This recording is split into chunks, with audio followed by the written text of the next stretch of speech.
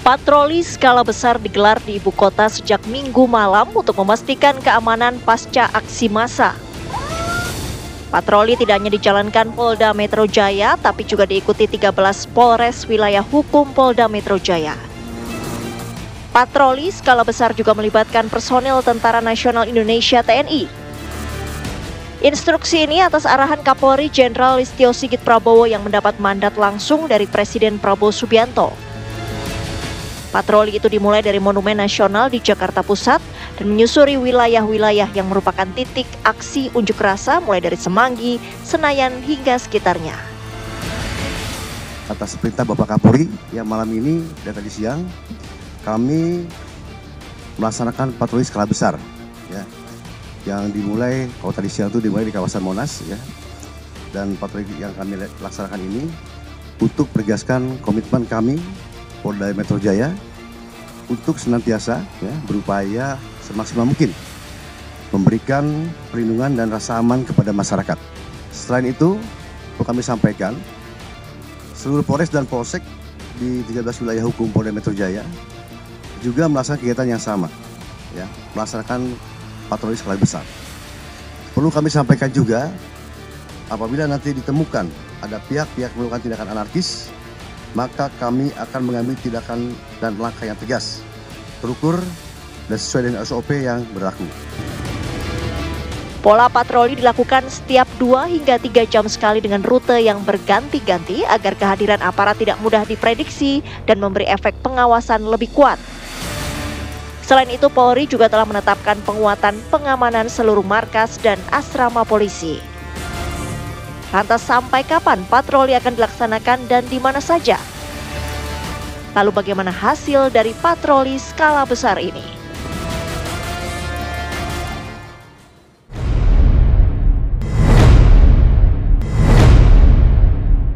Ikut program belanja berhadiah 16 miliar di Depo Bangunan. Belanja di Depo Bangunan bisa semakin untung, untung, dan untung. Depo Bangunan, supermarket bahan bangunan yang lengkap, nyaman, dan murah. Hanya di Depo Bangunan. Ya, sampai kapan patroli skala besar tersebut ini akan dilangsungkan pemirsa, dan juga pertanyaannya tentunya bagaimana polisi menjamin agar jalannya pengamanan ini juga tidak dibarengi dengan adanya kerusuhan dan juga kekerasan seperti yang sudah kita ketahui belakangan ini. Kita akan membahasnya di Apa Kabar Indonesia Malam dengan sejumlah narasumber yang sudah hadir. Kita akan sapa satu persatu. Di sebelah saya sudah ada Bang Effendi Ghazali yang merupakan pengamat politik. Selamat malam, Bang Ege. Sehat ya? Sehat. Alhamdulillah. Di sebelahnya sudah ada Irjen Pol Purnawirawan Arief Wicaksono yang merupakan Ketua Harian Kompolnas. Selamat malam Pak Arief. Terima kasih, selamat malam Mbak Tiara. Baik, nanti juga akan gabung bersama kami pemirsa Kombes Pol Ade Arisyam yang merupakan Kabid Humas Polda Metro Jaya. Tapi sebelum dan sambil menunggu Pak Kabid ini, saya ke Pak Arief terlebih dahulu ya. Pak Arief, tadi sudah sama-sama kita dengar bahwa patroli berskala besar ini sedang dilangsungkan tentunya untuk merespons kemarin yang hal-hal yang kemudian tidak kita inginkan, kerusuhan-kerusuhan yang terjadi, dilangsungkannya 2 hingga 3 jam sekali. Betul. Dengan rute yang berbeda-beda. Nah, menurut Anda seberapa efektif pola ini? Terima kasih pertama-tama Mbak Tiara. Jadi memang tugas patroli itu adalah tugas rutin daripada Polri ya. Di situ ada tugas rutin seperti patroli, penjagaan, pengaturan, dan pengawalan. Nah, ini tugas rutin. Nah, skala besar artinya ditingkatkan untuk bisa menunjukkan kepada masyarakat bahwa pihak keamanan, pihak Polri itu ada sehingga diharapkan masyarakat itu merasa nyaman. Oh, ternyata kita nih masih diperhatikan oleh pihak keamanan, dalam hal ini Polri. Begitu Mbak Tiara. Tapi kalau melihat cara-cara yang dilakukan, mungkin dengan skala besar ini tentunya melibatkan begitu ya stakeholder, kemudian juga barangkali warga sekitar. Ini sejauh mana potensi letupan-letupan ataupun juga tensi yang kemudian ini tidak stabil ini kembali terjadi, karena memang kan yang terlibat ini cukup banyak, Pak Arief. Oke. Ya, jadi begini, patroli skala besar ini memang ditujukan kepada pertama daerah-daerah yang memang menjadi pusat-pusat keramaian masyarakat, kemudian objek-objek vital, baik objek vital maupun objek khusus, termasuk pusat-pusat bisnis dan perekonomian. Nah, untuk bisa menimbulkan rasa aman bagi masyarakat bahwa penegak hukum, kepolisian, di backup oleh TNI itu hadir. Nah, yang kedua, ini bisa skala besar tuh dalam arti kata satu DKI, kemudian bisa juga satu kota itu bisa di Jakarta Timur atau di Jakarta Pusat. Yeah. Kebetulan waktu itu memang kami pernah melaksanakan hal yang sama. Ketika tahun 98 sampai 2000 kami menjadi Wakapolres Jakarta Timur dan diperintahkan melaksanakan kegiatan yang serupa.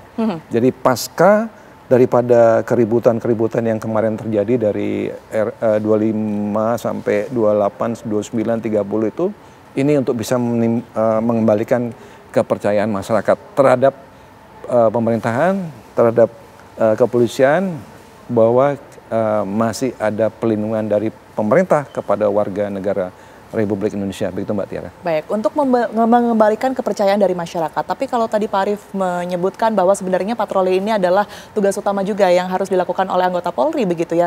Perbedaan utama yang seharusnya dilakukan oleh anggota kepolisian dalam skala besar ini apa yang membedakan? Yang membedakan adalah jumlah. Ya, jumlah kalau biasanya dilakukan oleh mereka yang polisi berseragam itu bisa Samapta, bisa Sabara, bisa lalu lintas, di backup oleh Brimob ya. Tetapi sekarang jumlahnya ditingkatkan. Kembali tujuannya adalah untuk bisa memberikan rasa aman kepada masyarakat. Jadi sebetulnya sama aja. Kalau tugas-tugas rutin kita lihat di jalur khusus itu ada penjagaan pengaturan lalu lintas yang berseragam dan juga patroli kendaraan bermotor oleh Sabara. Nah, kemudian itu tingkat Polda, maksudnya tingkat DKI Jaya. Kemudian tingkat daripada Jakarta Timur, Jakarta Selatan, Jakarta Barat, Utara, dan Pusat itu juga sama, mereka melakukan hal yang sama.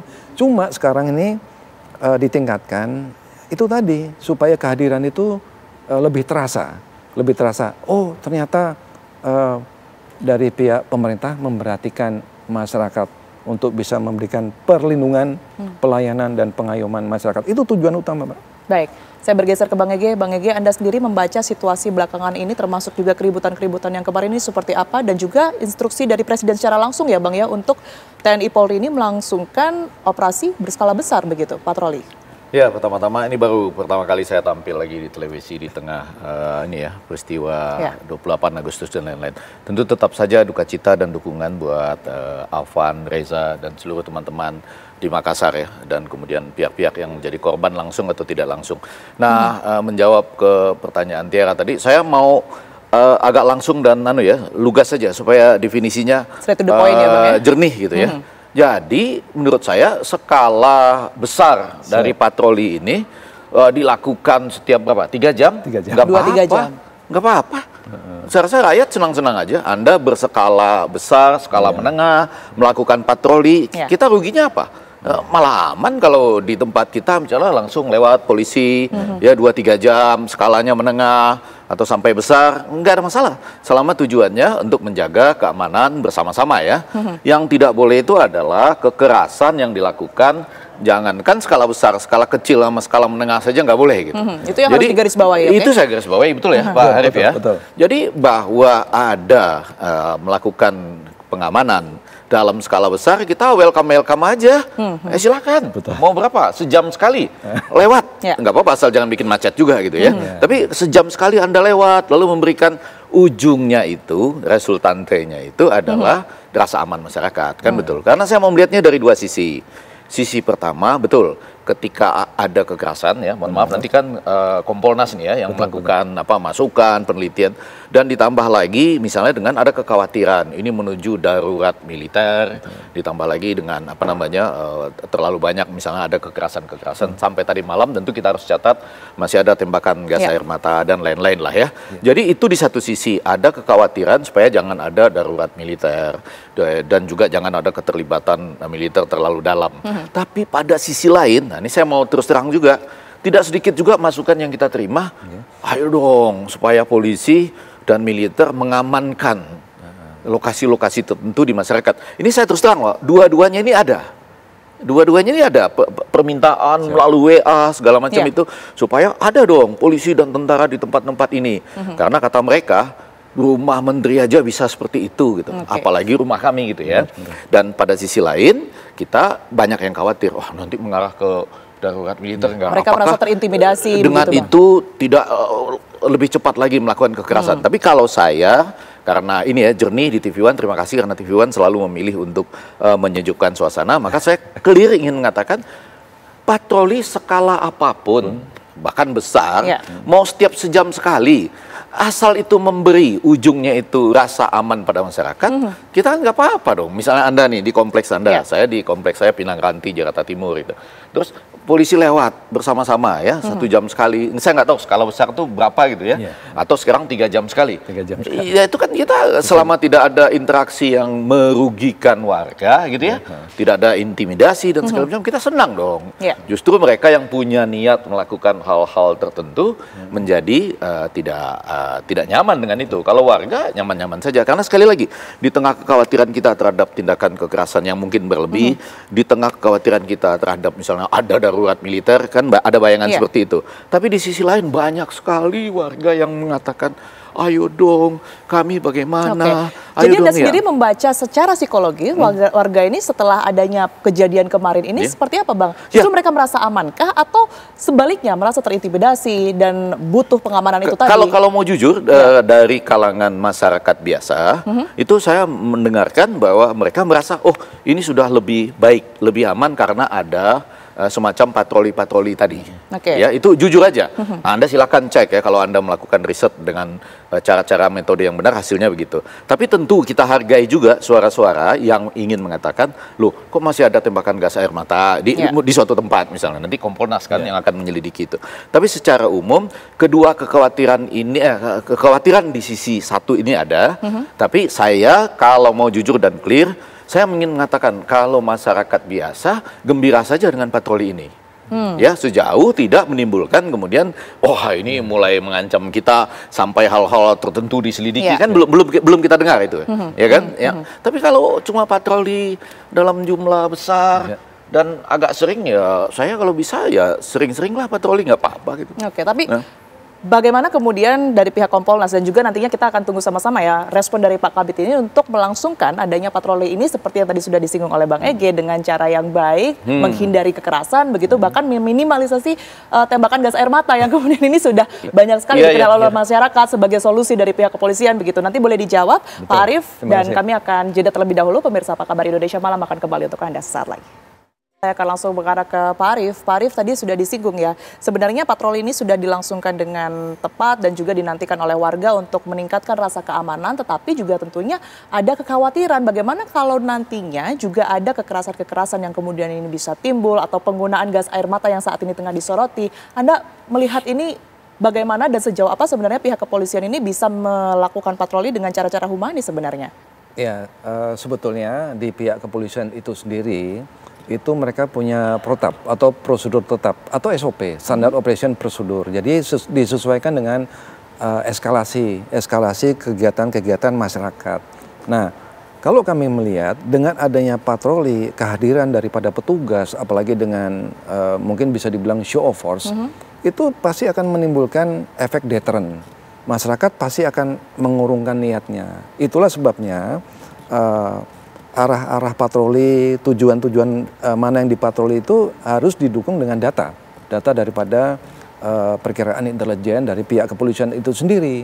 Nah, kalau ini dilaksanakan dengan baik, dengan niat baik, insya Allah sampai penggunaan gas air mata itu tidak terjadi, Mbak. Nah, penggunaan gas air mata itu pun ada eskalasi. Ya, eskalasi pertama itu adalah kejadian kegiatan di masyarakat itu bisa ditangani oleh Polsek, Polres maupun Polda. Tapi kalau sudah eskalasi meningkat, Polda bisa minta bantuan dari Makobrimob. Makobrimob pun apabila itu sudah eskalasi yang ancaman yang serius. Ancaman serius itu macam-macam. Nah, baru bisa digunakan, itu pun pakai pendorongan kendaraan taktis yang ada barikadenya itu, yang ada pagarnya itu, dorong dan dikelilingi dengan anggota-anggota Brimob itu sendiri disertai dengan tongkat dengan tameng. Kemudian diikuti juga sepeda motor. Nah, apabila ini masih terjadi anarkis, baru disemprotkan water cannon. Nah, setelah water cannon terlebih dahulu ya. Water Jadi tidak cannon bisa langsung gas air mata seperti yang sudah terjadi sebelum-sebelumnya. Tidak bisa, karena gas air mata kan kita ingat itu peristiwa Kanjuruhan. Sampai menimbulkan orang beringas kan. Korban bahkan ya. Korban beringas itu tidak direkomen. Nah, kalau itu pun nggak berhasil, baru dipakai gas air mata. Tapi ini adalah pilihan-pilihan yang masuk fase terakhir. Kalau bisa jangan. Nah, apalagi kalau sudah ada tahapan-tahapan yang dilaksanakan dengan show of force tadi, saya yakin pasti masyarakat, Tapi ini menarik ya, karena kebetulan dengan Pak Arief ini kita jadi dengar bahwa itu adalah pilihan terakhir. Betul, Ya. betul. Tetap ada patroli, saya katakan tadi, Betul, ya patroli yang humanis gitu ya. Betul. Karena sebetulnya dalam konteks masyarakat bisa juga dilengkapi dengan siskamling. Nah, iya, Jadi di dari masyarakat pihak sendiri warga sendiri sudah ya. tumbuh siskamling. Nah, begitu ada patroli ini kan tinggal saling menambah aja. Dan melengkapi. Sambil lewat, hoi gitu ya, lagi ngapain? Mungkin ada yang mohon maaf lah, Iya. makan kacang, nonton bola dan Iya. sebagainya gitu. Lebih bersinergi artinya. Iya, sinergi lah. Siskamling penting menurut saya. Dalam masa-masa ini masyarakat itu punya kemampuan buat siskamling. Saya mungkin 1-2 kali nggak bisa ikut, tapi ada yang mewakili untuk ikut lah. Tapi intinya ini harus diikuti oleh masyarakat sehingga tidak terlihat ini sebagai show of force seorang diri gitu ya. Kan nggak apa-apa kan lewat patroli terus kemudian, woi gimana Pak ini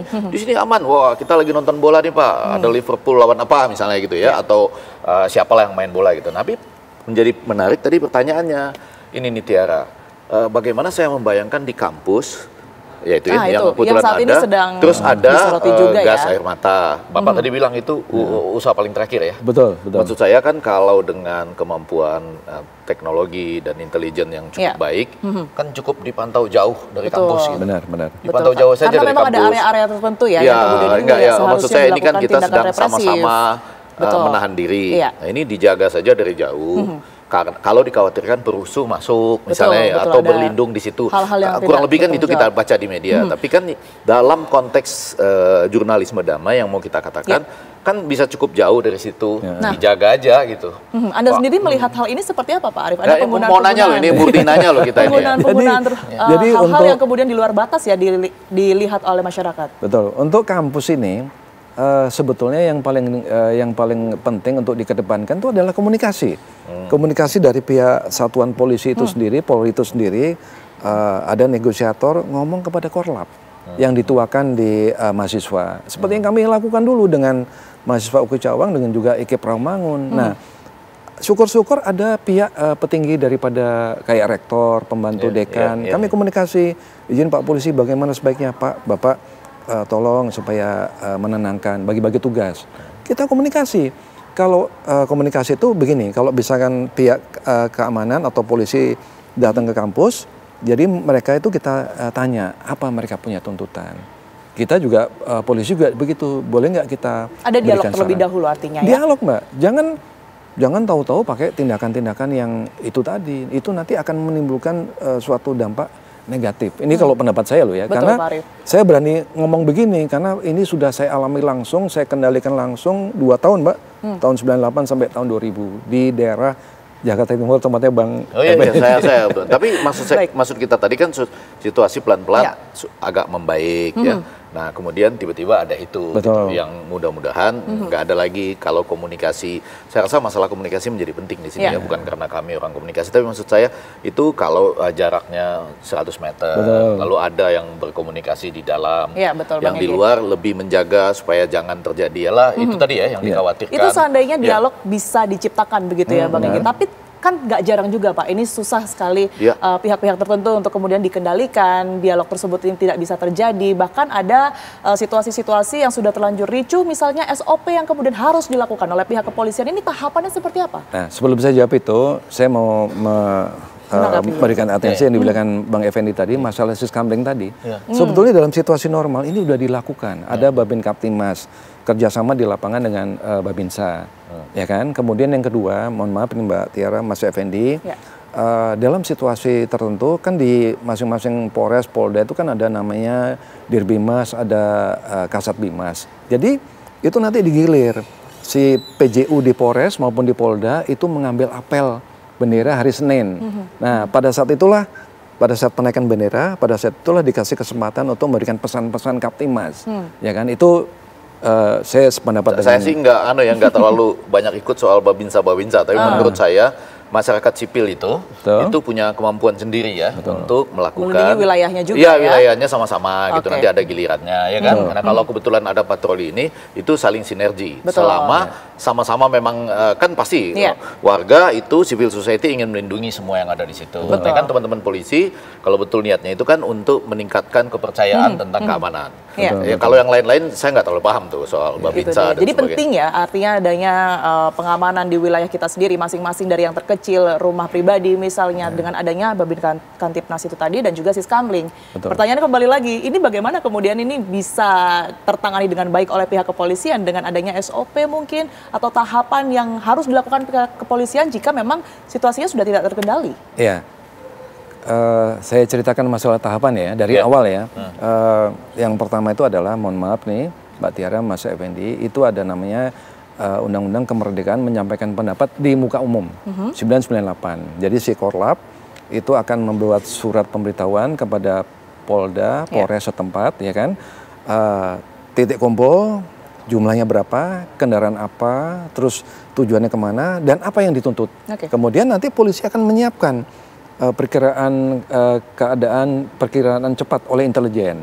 Nah kemudian nanti Kabak Op, Karo Op akan membuat rencana operasi pengamanan. Jadi akan plotting anggota. Kalau perlu dari titik kumpul sampai ke tujuan itu akan dikawal oleh lalu lintas. Sampai di tujuan kembali komunikasi.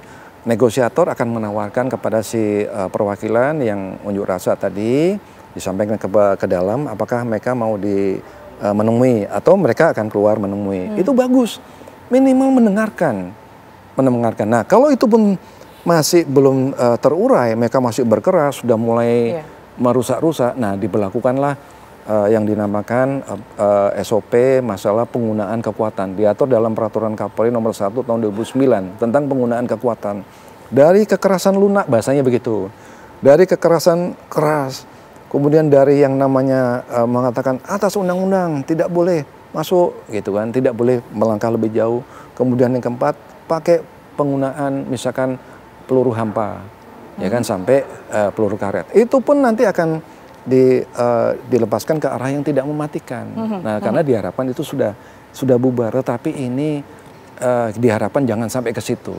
Karena dengan adanya tahapan-tahapan awal yang kami sampaikan tadi, itu mudah-mudahan bisa meredam apa yang mereka suarakan. Cuma masalahnya di dalam Undang-Undang nomor 998 itu kan cuma dibatasi sampai matahari terbenam, sampai jam 18.00. Ya kan? Nah masalahnya kalau sudah malam ini kan lebih potensi disusupi oleh orang-orang yang tidak bertanggung jawab, Pak Bang Effendi, ya kan?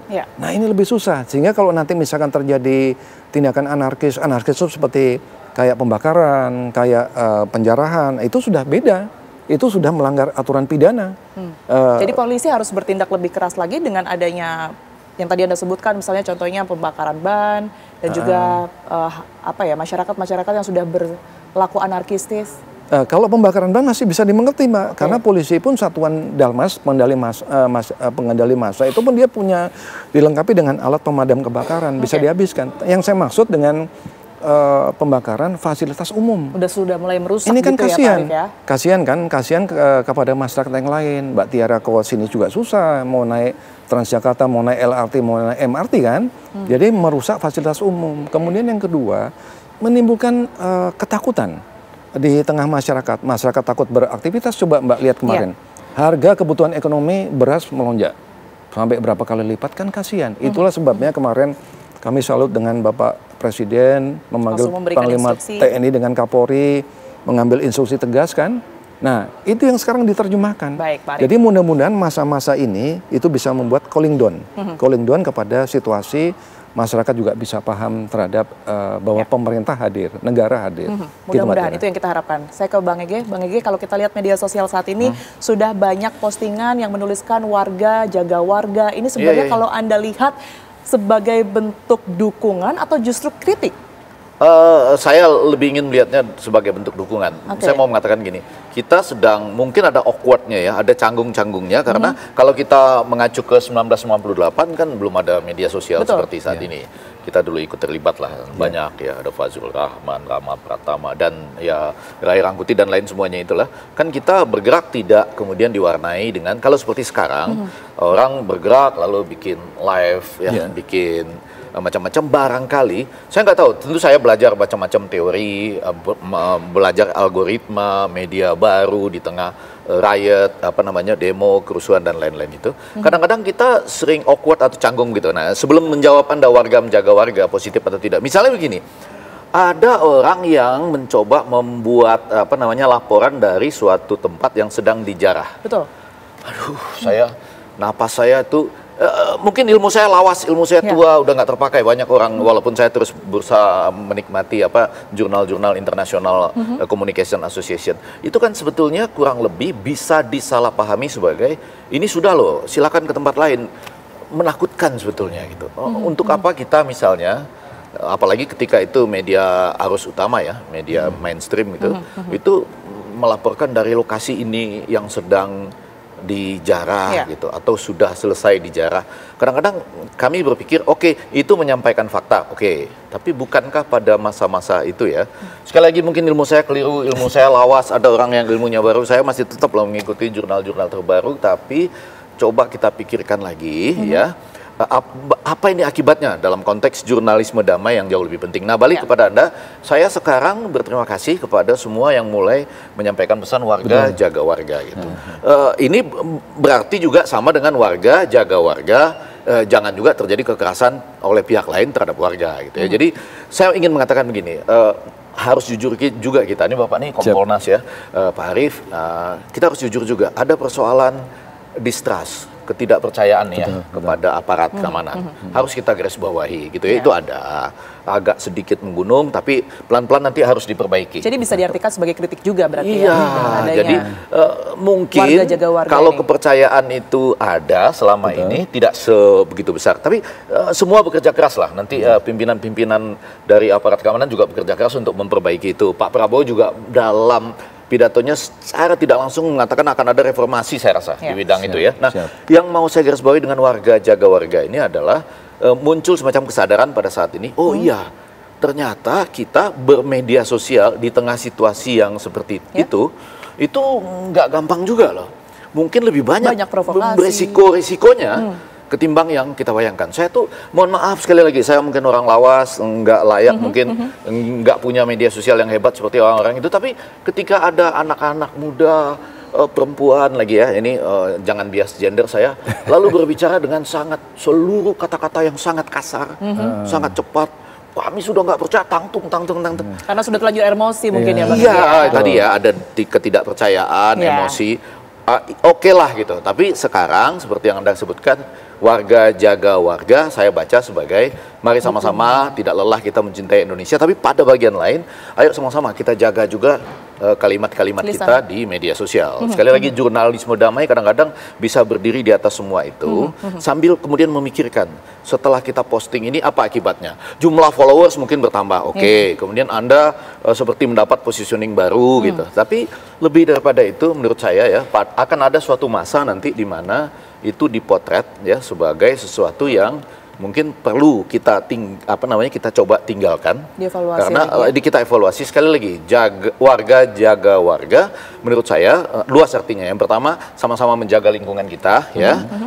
Yang kedua ada pengusahaan tetap juga mengingatkan loh, nggak boleh terjadi kekerasan gitu ya. Sekali lagi saya tadi terima kasih ada penjelasan bahwa harusnya gas air mata itu menurut saya tidak terjadi itu yang tadi malam. Kalau mendengar ceritanya Pak Arief ya, walaupun nanti tentu polisi punya cerita juga. Tapi dari malam ini saya dengar harusnya itu jangan. Ada barikade mungkin 100 meter dari itu. Dan yang ketiga, warga jaga warga menurut saya juga berusaha. Sekali lagi, saya mungkin nggak layak ini karena ilmu saya udah lawas lah. Tapi mulai menjaga supaya teman-teman kita juga tidak langsung memposting kemarahan yang berlebih gitu ya. Sekali lagi saya yakin ada ketidakpercayaan, ada kekecewaan. Waduh, saya sendiri juga ada kekecewaan, ketidakpercayaan. Tentu ada kritik yang kemudian disampaikan, tapi tentunya dengan cara-cara yang baik gitu ya. Tidak memprovokasi pihak-pihak tertentu sehingga keadaan semakin rumit dengan adanya provokasi ini ya. Kalau ada mungkin apa sih Effendi gitu. Tapi kan ada Pancasila, ada budi pekerti, kemudian juga ada peradaban gitu ya. Kita kan ingin menuju bangsa yang lepas dari semua kesulitan ini, kita ingin menuju bangsa yang beradab. Nggak apa-apa, ini terjadi, kita bisa pahami, lagi-lagi karena ketidakpercayaan, saya juga tidak percaya, Anda marah, saya juga marah. Tapi ke depan, terima kasih warga, jaga warga. Itu dia pesannya. Tentunya keamanan, keselamatan, dan juga tentunya perdamaian ini semoga diwujudkan dalam waktu dekat. Karena saat ini semuanya sedang bekerja untuk mewujudkan hal tersebut. Terima kasih Bang Egy, terima kasih banyak Pak Arief juga.